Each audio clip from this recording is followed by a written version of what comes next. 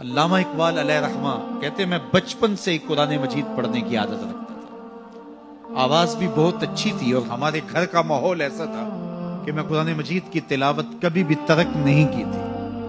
ہماری صبح کا آغاز ہی قرآن مجید کی تلاوت سے ہوتا. لیکن آخری عمر جب ہوئی تو گلا خراب ہو گیا تو قرآن مجید پڑھتے تو تھے لیکن اس طرح لے سے پڑھنا مشکل ہو گیا. تو جس طرح لوگ حال پوچھتے ہیں جناب کیا حال ہے تو لوگ بتاتے ہیں کہ یہاں درد ہو رہی ہے اور یہ مسئلہ ہے یہ مسئلہ ہے. لیکن اقبال سے کوئی جا کے پوچھتا کہ حضرت کیا حال ہے تو اقبال کہتے کہ لطف قرآن سحر باقی نہ مان. باقی سارے مسئلے ٹھیک چل رہے ہیں. جو سحری کے وقت قرآن پڑھنے کا مزہ آیا کرتا تھا وہ مزہ مجھ سے چھن گیا ہے اس لیے کہ میرا گلا خراب ہو گیا. اللہ نے آپ کو سحری کے وہ لطف اور وہ مزے اور وہ سرور نصیب کیے ہیں. کبھی ان سے محروم نہ ہونا. اپنی صبح کا آغاز قرآن مجید کی تلاوت سے کرنا. اور اقبال نے اپنے ایک دوست کو لکھا, کتنی خوبصورت بات لکھی. کہا قرآن مجید کا مفہوم اور ترجمہ نہیں بھی آتا پھر بھی قرآن مجید پڑھتے رہنا. خالی ناظرہ قرآن مجید پڑھنے سے دل کا تعلق رسول اللہ کے دل سے جڑ جاتا ہے.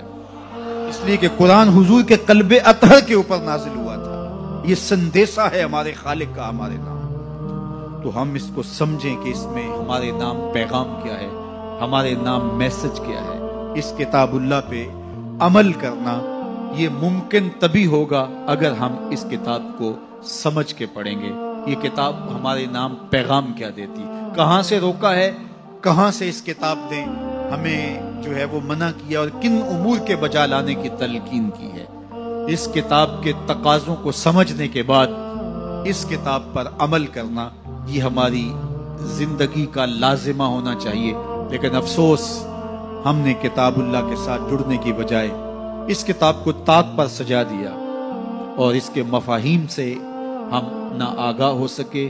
اب تو تلاوت بھی موقوف ہوگی. کسی زمانے میں لوگ تلاوت ضرور کیا کرتے تھے, اب تلاوت بھی موقوف ہو گئی. عمل تو قصہ پارینہ بن گیا. ہماری زندگی اس کتاب کی مطابقت میں گزرنی چاہیے تھی.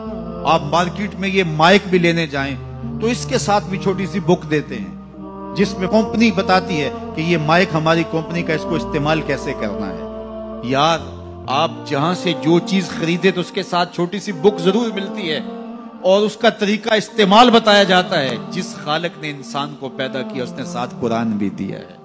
اس کو پڑھتے جاؤ, زندگی گزارتے جاؤ. زندگی ٹینشنوں کا مجموعہ نہیں ہوگی. زندگی جو ہے وہ خوبصورت تمہیں دکھائی دے گی. زندگی حسین اور جمیل دکھائی دے گی اس لیے کہ یہ زندگی قرآن کی مطابقت میں گزرے. اور ایک مومن کی زندگی تو قرآن کے بغیر گزرنی ہی نہیں چاہیے. گر تو می خواہی مسلمان زیستن نیست ممکن جز بقرآن زیستن.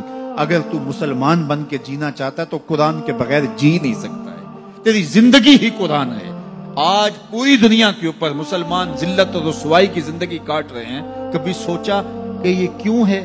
ہماری پستی, ذلت, نکبت, رسوائی کتاب اللہ سے دوری کے نتیجے میں. آج واجبی سا تعلق ہمارا اس کتاب سے رہ گیا ہے. اس کے مفاہیم سے ہم آگاہ تک نہیں ہیں. قرآن کہاں روک رہا ہے, قرآن مجید کی تعلیمات کیا ہیں. اس کی تلاوت ہماری زندگی کا جزو لا ینفک ہونا چاہیے تھا. اس کی تلاوت کے بغیر زندگی گزرتی نہ. یہ کتابیں زندہ ہے. یہ پستیوں سے اٹھا کے اوج ثریا تک پہنچانے والی کتاب ہے. یہ کتاب ہماری زندگی میں اجالے بھر دے, روشنیاں بھر دے. لیکن ہم نے اس کتاب کے ساتھ سلوک کیا کیا. بڑا خوبصورت لہجہ اختیار کیا اقبال نے. ببندے صوفی و ملا اسیری حیات از حکمت قرآن گیری با آیاتش ترا کار جزی نیست کیا یاسین او آساں بمیری. اللہ اکبر. اقبال کہتے ہیں کہ اس دور کے صوفی نے اور اس دور کے ملا نے تیرے ساتھ زیادتی کی. تو پھنس گیا ان کے پھندے میں. صوفی نے بھی تجھے اور سمت لگا دیا اور مولوی نے بھی تجھے اور سمت لگا دیا. جو منصب تھا صوفی و ملا کا, تجھے جس راستے پہ ڈالنا تھا اس راستے پہ انہوں نے تجھے نہیں ڈالا. اس کتاب سے تیری دل بستگی نہ ہو سکی. اس کتاب سے تیرا تعلق مضبوط نہ ہو سکا. قرآن سے تجھے صرف اتنا سروکار ہے کہ جب تیرے بوڑھے کی روح اٹکی تو تو سورہ یاسین لے کے بیٹھ گیا. کہ میں اس کی تلاوت کروں اور اس کی روح آسانی سے نکل جائے. وہ کہتے ہیں اس میں کوئی شک نہیں کہ اس کی روح آسانی سے نکلتی ہے. سورہ یاسین کا مرنے والے کو فائدہ پہنچتا ہے. مجھے اس پہ کوئی اعتراض نہیں ہے، لیکن کہتے ہیں مجھے افسوس اس بات سے ہے کہ اس قرآن سے بھی تو نے مرنا ہی سیکھا، کاش اس قرآن سے جینا سیکھ لیا ہوتا. یہ کتاب زندگی ہے، یہ کتاب حیات ہے. یہ مردہ قوموں کو اٹھا کے کہاں سے کہاں لے جاتی ہے. یہ پستیوں سے اٹھا کے بلندیوں تک لے جانے والی کتاب ہے. اس امت کے پاس اتنا بڑا نسخہ کیمیا ہو اور وہ در در رسوا ہو رہی ہو، تو اس کتاب سے دوری کے نتیجے کے اندر یہ سزا ہمیں کاٹنی پڑ رہی ہے. آئیے اس کتاب